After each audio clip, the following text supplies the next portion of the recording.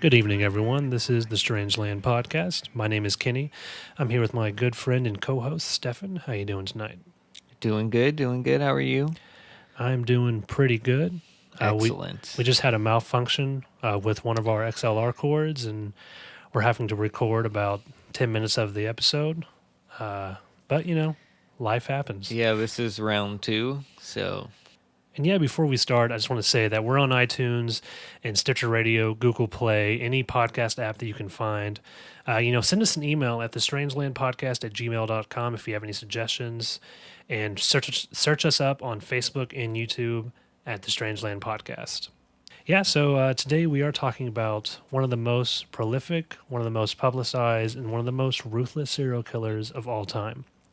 This man had a knack for killing people with just about any weapon he could get his hands on, and he often never thought twice about it.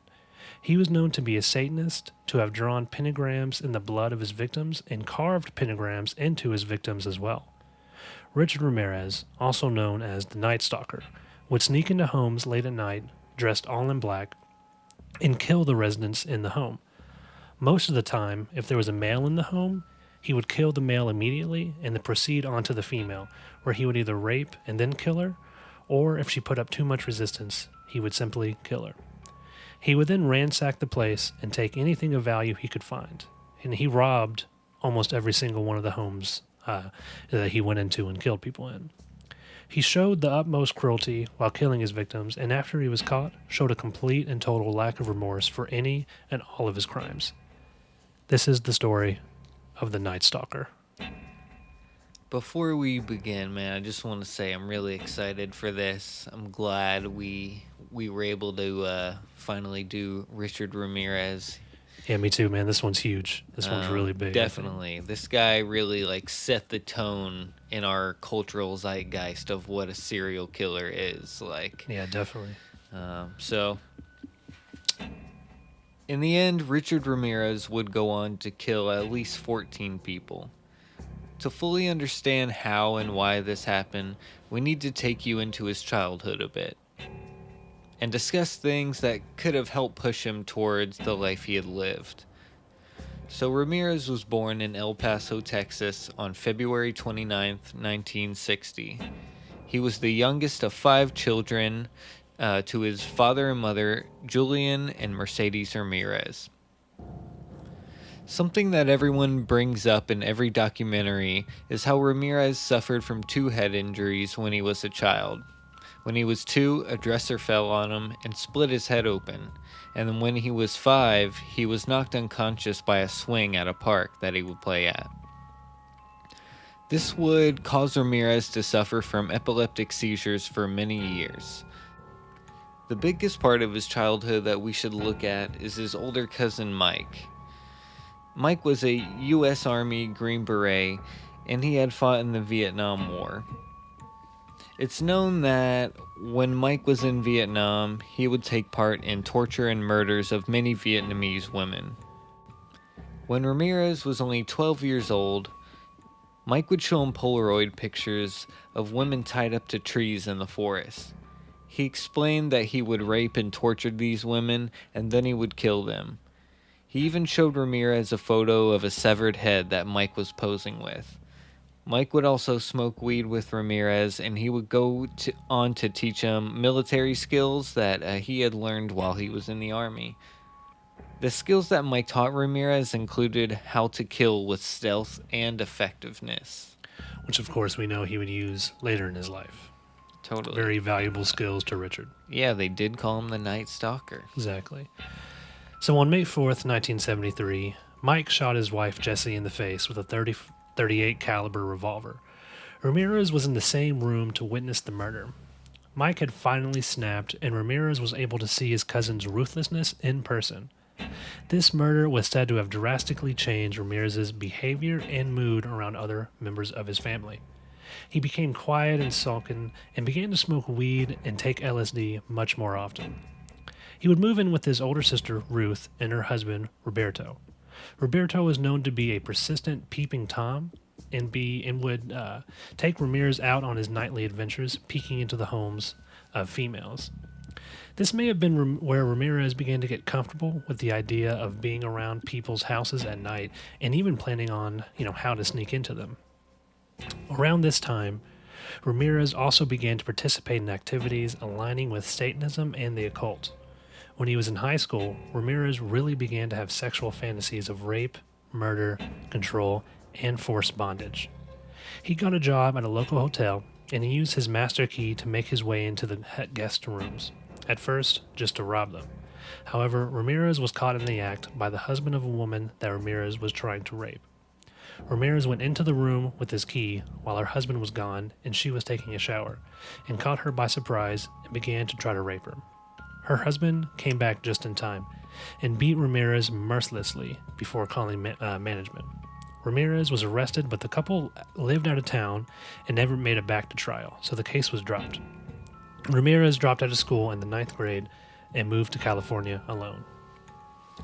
So it's clear Ramirez went through, a ton of stuff early on, as far as his cousin Mike showing him these terrible pictures and really desensitizing him to rape and torture, essentially. Yeah, and I think this is a huge part of it too. I mean, this really, I think, changed how Ramirez, viewed life and also viewed people.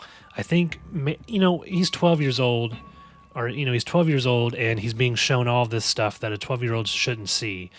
And at 12 years old, you can really, you're developing the majority of what you will believe in and sort of how you will act as an adult when you're younger. And so I think this really had a major impact on who he would become later in life. I mean, I just think it did, Yeah, I mean, it's pretty clear, right? We know what happened, but it's weird to think that, somehow rape and torture were normalized to this guy. It's terrible. He grew up in the hood. He had a rough upbringing, to the extreme. On April 10th, 1984, and I'm sorry, I'm going to butcher this, Mai Lung was a 9-year-old girl who was found and murdered in a hotel basement in the Tenderloin district of San Francisco. It was shown that the girl had been raped, beaten, and stabbed until she was dead, and her body was hung from a pipe on the ceiling. This was a murder that was initially unconnected to the killing spree of Richard that would go on over the next year and a half. But in 2009, DNA evidence directly connected this murder to Richard. This was known to be Richard Ramirez's first killing, and it seems that it had started something much, much bigger. Only a few months later, late at night, on the night of June 28th, 1984, Jenny Vincal was asleep in her bed in her apartment in Glassell Park. While Jenny was sleeping, Richard was out on the streets looking for a house to break into. Richard would silently drive down roads and cut off his engine and lights and just roll to a stop when he came on a house or apartment that stood out to him. Richard came to Jenny's apartment and found an unlocked window and snuck through. He brutally murdered Jenny as she slept, and her throat had been slashed so deeply that she had nearly been decapitated.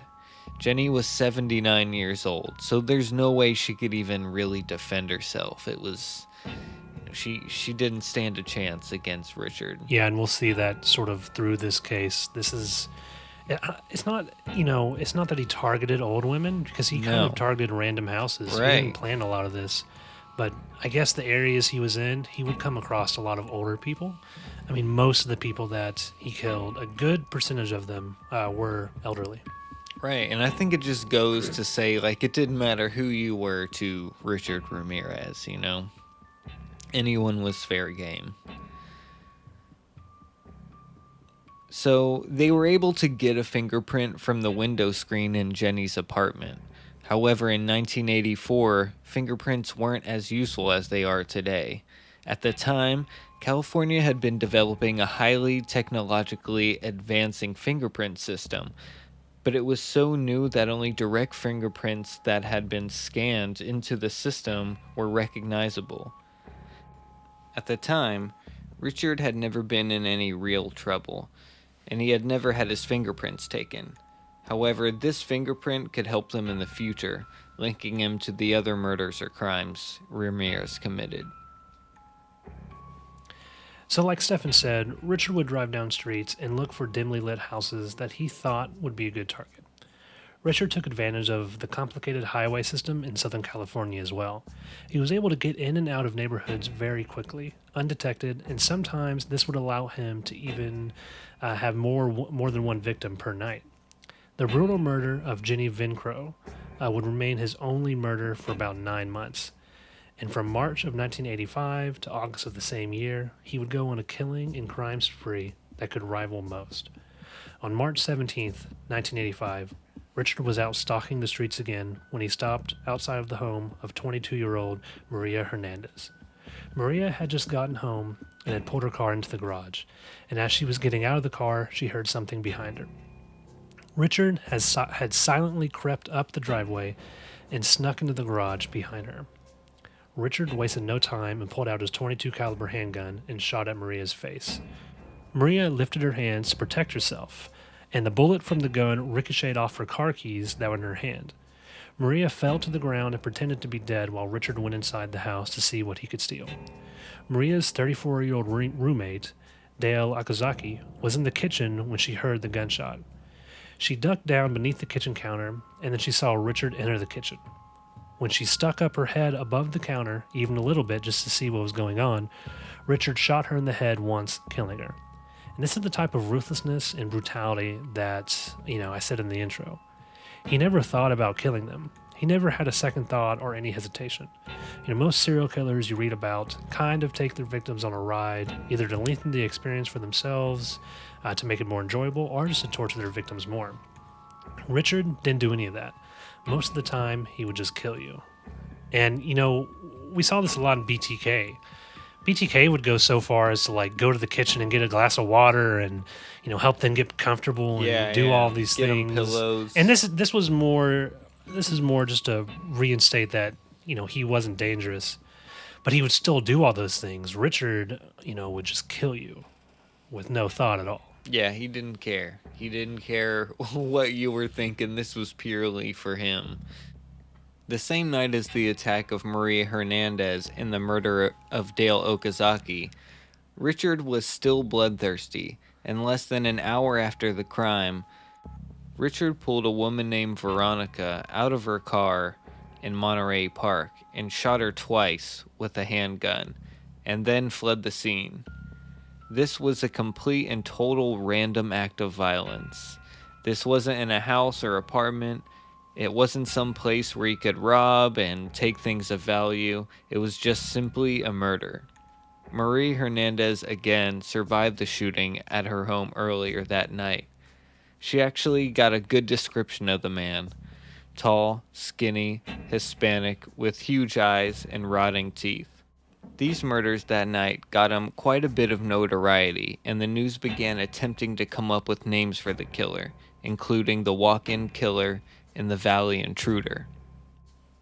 10 days later, on March 27th, around 2 a.m., Richard Ramirez would enter the home of Vincent and Maxine Zarrara through a small open window in the laundry room of their house. Once he got in, he would take off his shoes and let his eyes adjust to the lack of light. Then he would creep around the house very lightly until he found what he was looking for. Vincent Zarrara had fallen asleep on the couch in the front living room while watching TV. Vincent was shot in the head while sleeping with a .22 caliber handgun. He was 64 years old. The murderer of her husband, 44-year-old Maxine, woke up from bed. Richard had found her and bound her hands behind her back and beat her. While he was ransacking the room, Maxine was able to get free from her bounds and grab a shotgun that was underneath their bed. Unfortunately, the shotgun was unloaded, and when she pulled the trigger, nothing was heard besides a click. This pissed Richard off, and he shot her 3 times with his handgun. He then went into the kitchen and grabbed a large butcher knife. Richard began to cut up and mutilate her body. He cut out her eyes and then placed them into a jewelry box that he took with him. Vincent and Maxine's bodies were discovered later by their son, Peter. Now he's cutting out eyeballs and taking them. Yeah, this is insane. This is something out of like a slasher film. Really, man. Yeah. Like it's hard to believe. Like it was. We talk about BTK and really how dramatic he was with some of his murders, and I mean this is taking it to a new level almost. Yeah, most definitely. So on May 14th, around 3 weeks after the deaths of Vincent and Maxine, Ramirez went into Monterey Park and entered the home of Bill Doy, who is 66 years old, and his disabled wife, Lillian, who was 56. Richard found Bill in his bedroom and he surprised him. As Bill was going for his own handgun, Richard shot him in the face with the same .22 caliber that he had used in previous murders. After Richard shot Bill, he went on to beat the man into unconsciousness. He then found Lillian in a separate room and put her into thumb cuffs and raped her. Before he found her, he ransacked the house and stole any valuables. Richard did not end up killing Lillian, he only raped her. About 2 weeks later, on May 29th, Richard was driving a stolen Mercedes-Benz and stopped at a house in Monrovia. The house belonged to 83-year-old Mabel Bell and 81-year-old Florence Lang. Richard made his way into the house and found a hammer in the kitchen. And this is another thing we talked about. I mean, now we have, 4 people we were talking about, and all of them are elderly. I mean, the youngest one's 56. Right. Bill was 66, Mabel Bell was 83, and Florence Lang was 81. So he just happens to be coming into houses that with elderly people, and this might be just the neighborhoods that he's roaming around in. Right. And I mean, we'll go on to say what happens to these two, but it just goes to show, like, it really didn't matter to Richard Ramirez. No, and in fact, I'm sure he the fact that he went, that he found elderly people. It just makes it easier. They couldn't fight back at all. He was like he had all the power in the world and control. Yeah. So again, Richard broke into the house of 83-year-old Mabel Bell and 81-year-old Florence Lang. Richard first made his way into Florence's bedroom and raped and bludgeoned her with a hammer. He then found Mabel in her bedroom and raped and bludgeoned her as well. After this, he found lipstick in Mabel's bedroom, and after ransacking the house, he went into Florence's room and drew pentagrams all over her body, as well as all over the walls. The bodies of the 2 women were not found for 2 days, and when they were found, they were alive but in a comatose state. Mabel would die from her injuries, but Florence would survive. I mean, how crazy is that? To be able to do that to somebody, and especially, like an old person, he raped and tortured these women. It's hard to believe that someone could be that, I don't know, cold-hearted, I guess. Yeah, and like you said earlier, he really just didn't give a shit about, who it was or how old they were or what gender they were or whatever. Such a disconnect. And, like, the brutality of the murders itself. Like, you're going to hit an 80-year-old with a hammer? Yeah. Yeah, no, he didn't. And then carve pentagrams into her. Crazy. Yep. So the day after the extremely brutal attack on the 2 elderly women, Richard drove the same stolen Mercedes-Benz to Burbank, where he had snuck into the house of Carol Kyle. He found Carol and her 11-year-old son and bound them both and held them at gunpoint. He ransacked the place, and before releasing Carol and raping her repeatedly, he forced her to show her where the valuables in the house were. After raping her, Richard handcuffed Carol and her son together and left the house. On July 2nd, Ramirez drove a stolen Toyota out to Arcadia. In doing what he has always done, he randomly selected a house which belonged to Mary Cannon. Mary was 75 years old. Richard snuck into the house very quietly and found her asleep in her bed. He beat her into unconsciousness and then stabbed her with a 10-inch butcher knife he had found in her kitchen. She was found dead the next morning. Only 3 days later, on July 5th, Richard broke into the house of Whitney Bennett and beat her into unconsciousness with a tire iron. She was only 16 years old. Ramirez searched the kitchen for a butcher's knife, but he couldn't find one. He went back into her bedroom and began to strangle her with a telephone cord. Richard states that the telephone cord began to spark, and Whitney began to breathe again. Richard believed that this was an intervention from God, and that he had saved her life and brought her back. Richard then quickly fled the scene and left her there. Whitney survived and had almost 500 stitches to her scalp.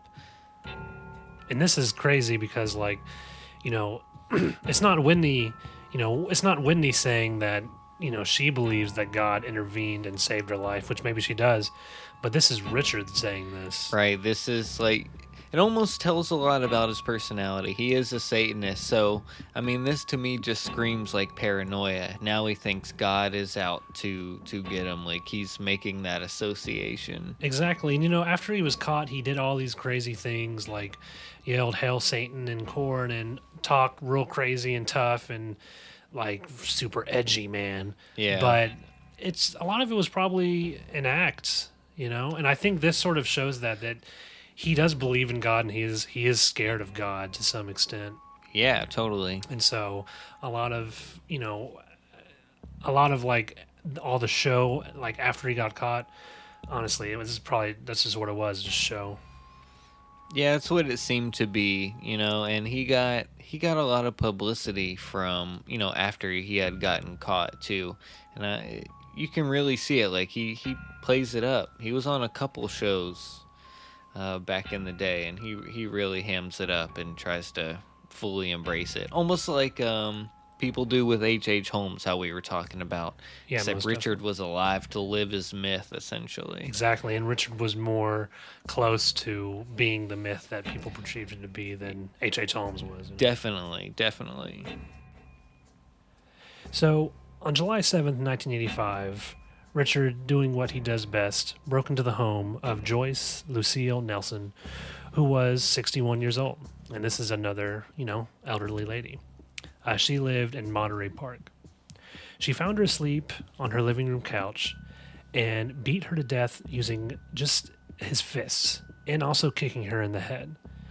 So he didn't use a knife to stab her or something to choke her or anything like this. He literally beat her to death with his fists. The print from one of his shoes, which was a Via sneaker, was actually left imprinted on her face. After this, he went cruising 2 other neighborhoods, and then, I guess not finding the house that he wanted, he returned to Monterey Park and chose the home of Sophie Dickman, who was, again, 63 years old. Ramirez assaulted and handcuffed Dickman at gunpoint, and he attempted to rape her and, of course, stole all her jewelry. She would swear to him that he, had already taken everything of value. But when she did this, he made her swear on Satan. On July 20th, which is my birthday, 1985, Ramirez purchased a machete before driving a stolen Toyota to Glendale. He randomly chose the home of Leela Kidning, who is 66 years old, and her husband, Maxon, who is 68. He went into the couple's bedroom and found them sleeping and began hacking at them with the machete. And then he killed them with shots to the head with the same .22 caliber handgun he's been using this entire time. He went on to mutilate their bodies with the machete before robbing the house of all the valuables. After quickly getting rid of the items that he had taken from the last residence, he drove to Sun Valley. So at around 4:15 a.m., he broke into the home of the Kovanov family.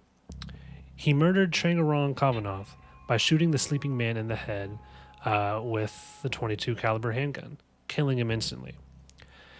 And then he raped some kid, Kovanov, which was the wife, beating and sodomizing her.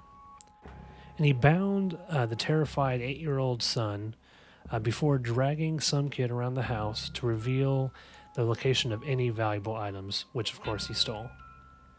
And during this assault, he demanded that she swear to Satan that they weren't hiding any type of valuables or money. So this is something that is reoccurring now. Right, it's like a pattern starting to form. He's really, really buying into his Satanism. his religion. I went back and read a newspaper ad about the death of the husband in this situation, and it was just super sad. You can look up old newspapers from like the 80s that people have scanned online.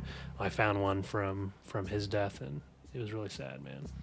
Yeah, it's terrible, And to him, it was just, that's what's so messed up when you read stuff like that, and you sort of go through and you read these news articles about family members and stuff that have been killed. But like to Richard, it was no one, and that's what makes it so sad. It was to him, it was just another job. Another burglary. Exactly, it was nothing to him, and to the family members, it was everything. So. I wonder if he thought that, like, making them swear to Satan, what was the point of that? Was it like a control thing? I think so. I think it was a control thing. It was like, if you're going to swear to someone, do it by my, my standards, or, do it by my rules. I think that's what it was. Makes It's definitely sense. a control thing, I think. Oh, yeah.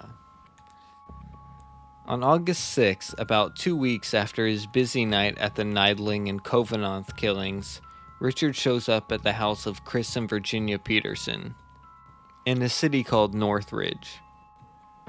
Richard found the couple at their home and in their room. He first shot Virginia in the face with his .22 caliber handgun. Chris got up and started to try and fight, but he was shot in the temple before Richard ran out and fled the house.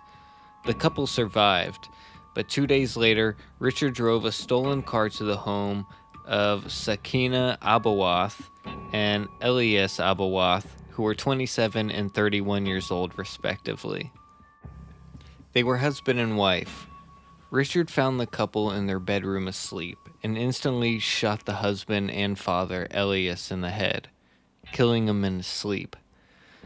Of course, per his usual MO, Richard forced Sakina to show him around the house and show him where any of the family valuables would be. He walked into the room with their 3-year-old son. Richard tied up the son and then handcuffed Sakina and beat and raped her repeatedly. After he was done, he did not kill them and he just fled the house. Again, leaving his victims essentially tortured and terrified. He just leaves. So the police have been following Richard's killings ever since the murder of Dale Okazaki and the attempted murder of her roommate, Maria Hernandez. Again, like we said before, Maria Hernandez survived the attack and got an accurate description of Richard and gave it to the police. The police have been distributing the composite sketch of Richard to the public. Richard had been following the media about his crimes, like most serial killers do. He had a feeling that they were getting close, so he left the LA area and headed up to San Francisco. On August 16th, 1985, Richard entered the home of Peter and Barbara Pan. Peter was 66 years old, and Barbara was 62. Richard shot and killed Peter instantly in his sleep with his .22 caliber handgun. He then proceeded to tie up Barbara and beat her and rape her repeatedly. Before shooting her in the head, he took Barbara's lipstick and drew a large pentagram on the wall with it, and also drew the words, "Jack the Knife." I think this is really a calling to probably Jack the Ripper, right? Yeah, maybe. Yeah, I was kind of, I don't know what I was thinking about that. I mean, maybe he wanted to try to give himself a different name. He may have been trying to sort of use that, so to confuse the police. Like maybe if this guy's not the the Night Stalker because he wrote Jack the Knife on the wall. Right, and he really didn't have, I guess, the MO of Jack the Ripper. He didn't, disembowel and take pieces of his victims. Other than the eyeballs, really. He did do that. He did that, I mean, I guess there's a good possibility that but he knows? was influenced by him. A ballistic form of the weapon was discovered at the scene of Peter and Barbara's killing, as well as a shoe print. This shoe print was one from a size 11.5 of Via shoe.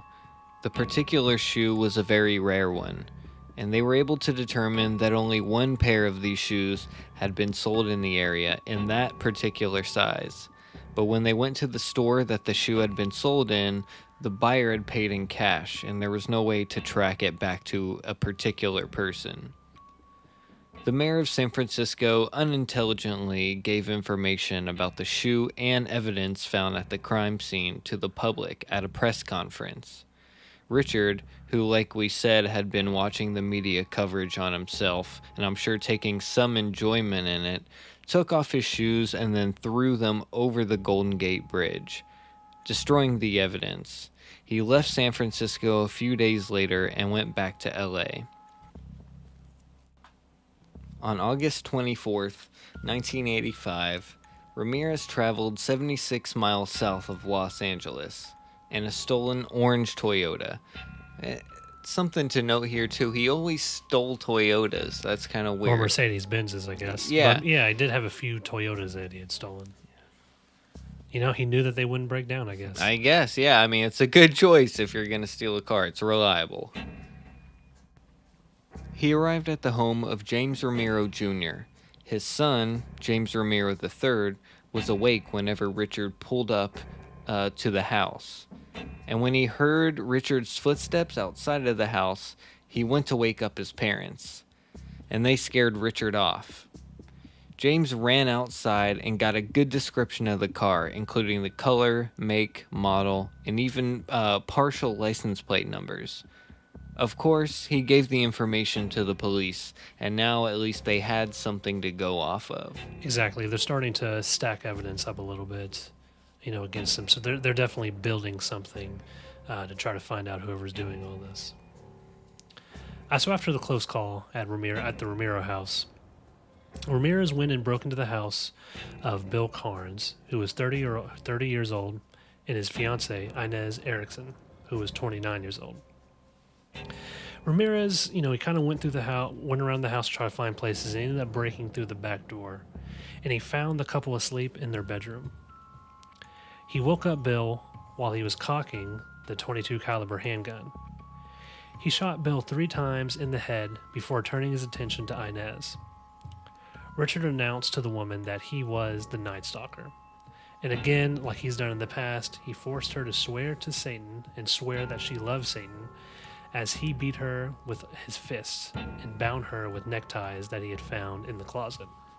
And of course, you know, he goes throughout the home and he looks for valuables and he takes everything. He demanded cash and jewelry, and of course, again, making Inez swear on Satan that there was no more.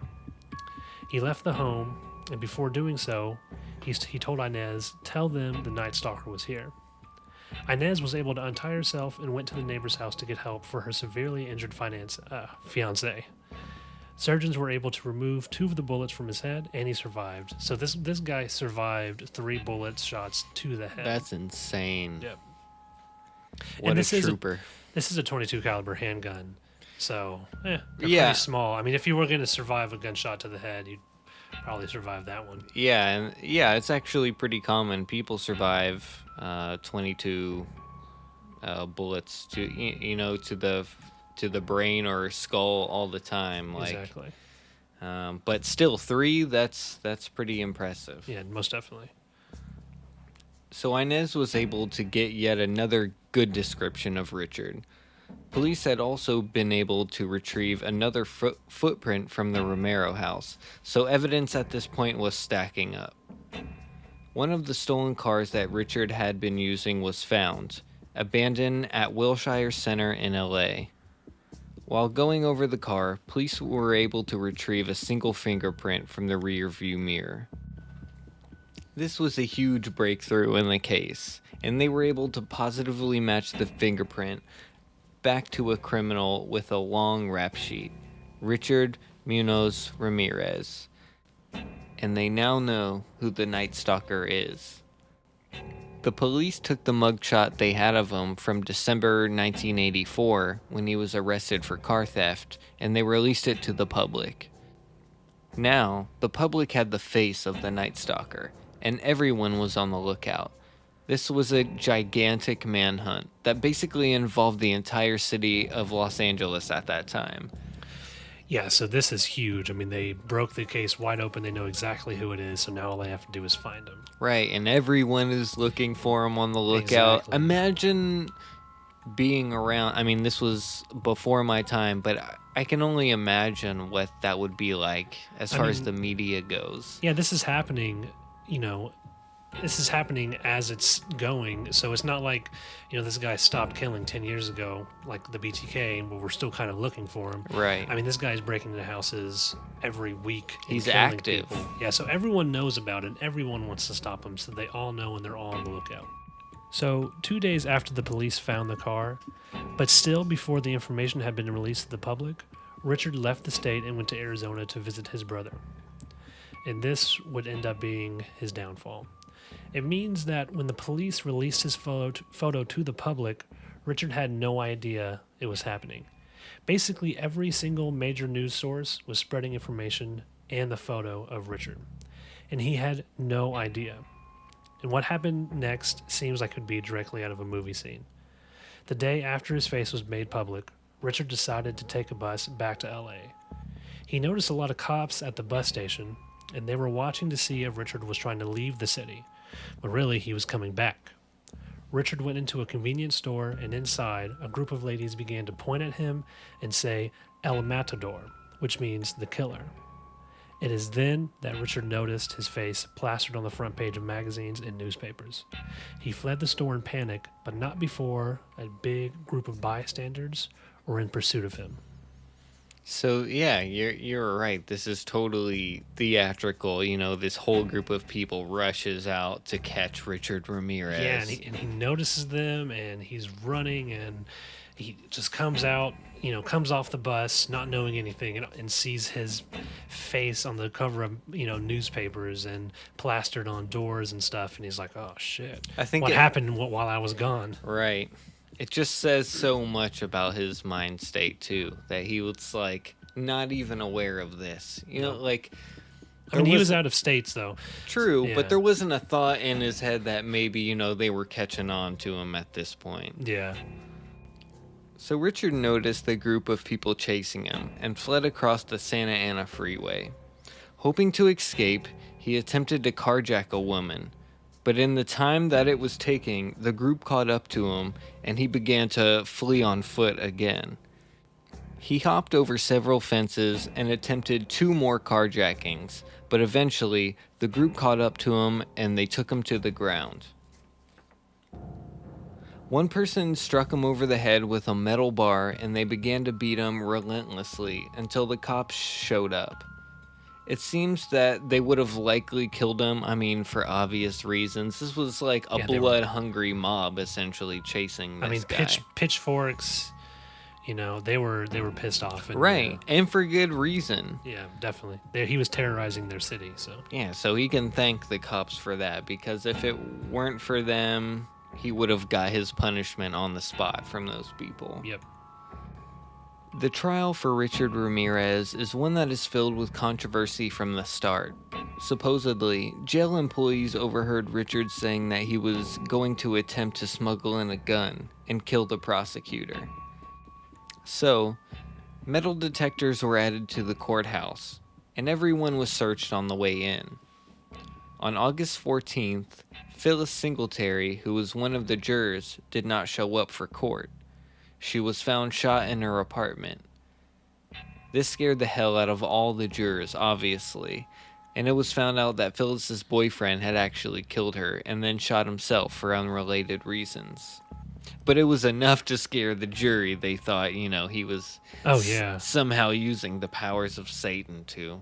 Or something. I mean, it was like, you're a juror for the trial of Richard Ramirez, the Night Stalker, and one of your fellow jurors doesn't show up and is found shot in her apartment. Dude, that scared the hell out of me.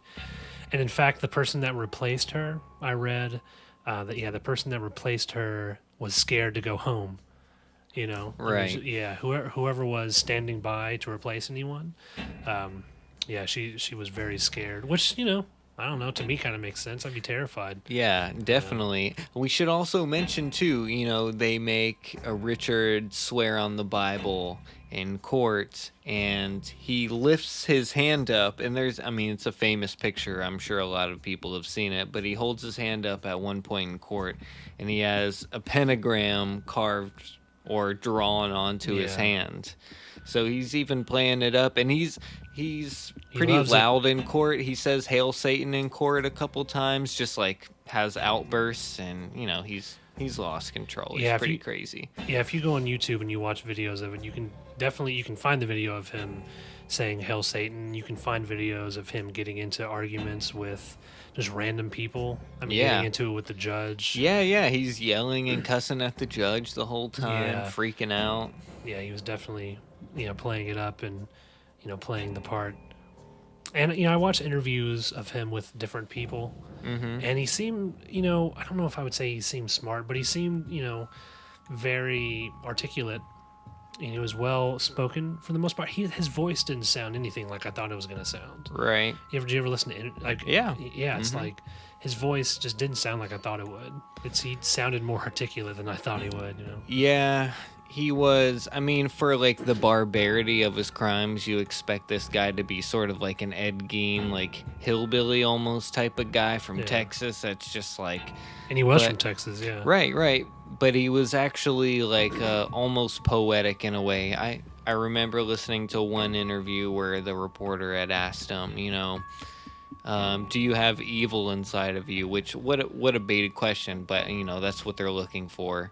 And he replies, I like his answer, honestly. He goes, all of us have evil in us, which is as crazy as he is, I agree with him. And he says, I know that interview. He says, whenever he says some like real poetic line, like you just said, and he's like, well, you're not answering the question. Do you have evil?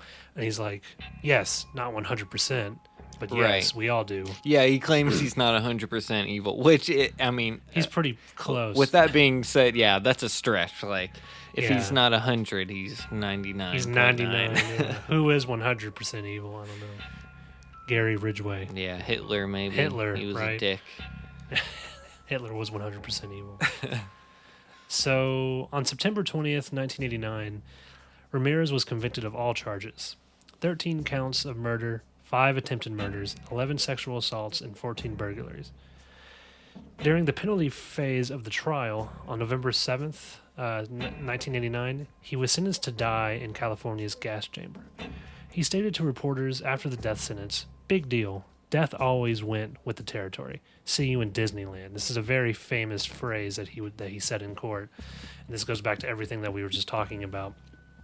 I mean, out stating to reporters after he knows he's about to die, he's like, I don't give a shit. And it's such a mic drop moment. It Like, really there's is. nothing left to say at that point. Like, Yeah, and he had groupies.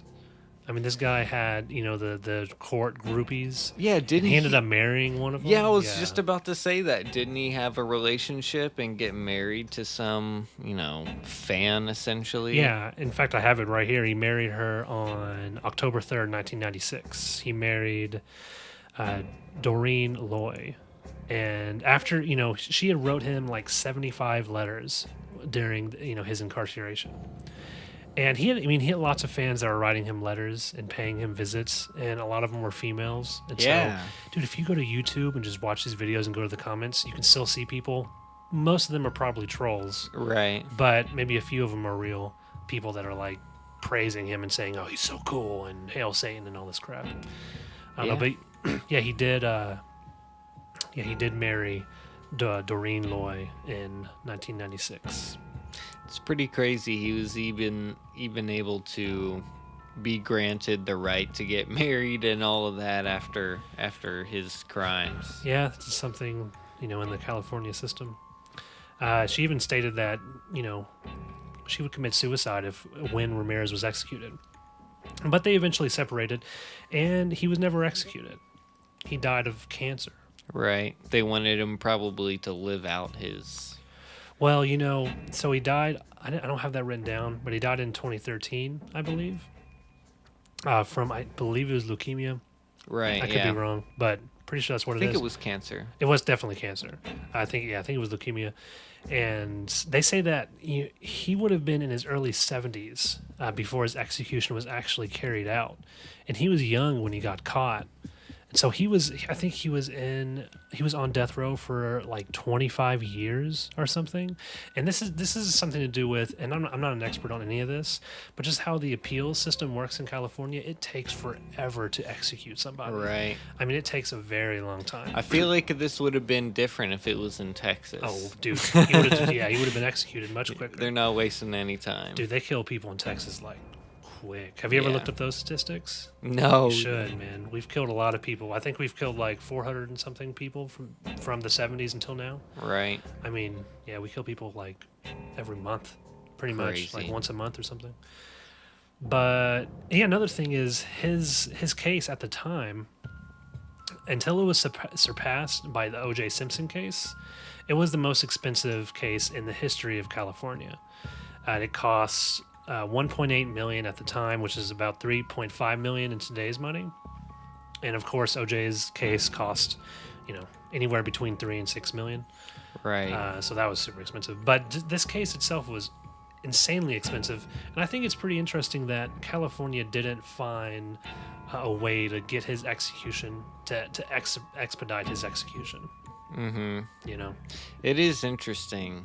Honestly, though, it's preferred probably for me at least that he wasn't killed right away and he just had to be miserable in there, even though he probably didn't care. But. Exactly, and that's sort of the thing. And I've said that before too. It's sort of like being in prison, especially being on death row, because it's known that death row is just worse. They don't. I guess it kind of depends on the prison and the state and that sort of thing. Right. But it's known that they don't treat prisoners as well when they're on death row, and they can withhold medicines from them and do a bunch of crazy shit. And especially when they're Richard Ramirez. Yeah, exactly. And like, who cares, right? They're about to die. Yeah. But I don't necessarily agree with that. Right. I feel like they're still, they still have, if we're going to put them in prison and we're going to make them wait to be killed, treat them like other prisoners or kill them. That's just my personal opinion on that. Right. If you want to kill them, take them out back and shoot them in the head with a shotgun if you want to do it fast. Well, that's a whole different argument on how much money we spend on people on death row. Yeah. Lifers, not lifers, but what do you call people on death row? Death rowers? I don't know. But how much money we spend on them and how much money it costs to actually kill them versus how much we could do it, if the fact that it took Richard Ramirez 25 years and then he died of cancer on death row, it's just sad. But yeah, even if he would have lived to 100, he never would have had to live and experience as much suffering as he had caused, because the brutality of his crimes and so many people were affected. He would have to live 3 lifetimes to experience all the suffering he dished out. Exactly. Well, I hope we didn't miss much this episode. We do these episodes once a week, and we have them down to about 45, 50 minutes. Sometimes they're close to an hour. Sometimes they are an hour. BTK is our longest episode. That was an hour and 16 minutes, I believe. So we're going to miss stuff. I personally don't want to write something and record something that's going to be 2 hours long. I mean, if we do that, I'm going to want to make it 2 episodes. But I don't really want to do that. I want to try to get it, sort of short and sweet and get to the point and make sure everything comes out that needs to come out, but we might miss some stuff. So I hope we didn't miss too much on this episode. But if we did, send us an email at thestrangelandpodcast@gmail.com. Yeah, let us know. So what are we doing next week? So next week, everybody, Darlie Rotier. Pretty interesting case. Not a lot of people know about it. Local to us, right? Yeah, it's local to us, just actually right around the corner. Yeah. So, and her, Darlie's parents actually live in Plano, which is, not even a 10-minute drive away from us. Yeah, not even. We work in Plano. Yeah, exactly. Yeah, we work in Plano. So, yeah, next week we have that going on. We're going to release this tonight. Yes. And, we're on Google Play. We're on iTunes. We're on Stitcher Radio. You can check our website out at strangelandpod.com. Look us up on Facebook, Strangeland Podcast. Just Google that, will come up. Like I said, send us an email to the email I said earlier, just to give us any type of information that you might want to give us. And leave us reviews and comments on our YouTube channel. If you search up YouTube, the Strangeland Podcast, we will come up. And send us any suggestions that you might have, and we'll definitely, we'll definitely do it. Yeah, and if you guys have any other friends that like true crime, tell them about the show, and let them know. Awesome. So thanks for tuning in tonight. You have a good night. Thanks, guys.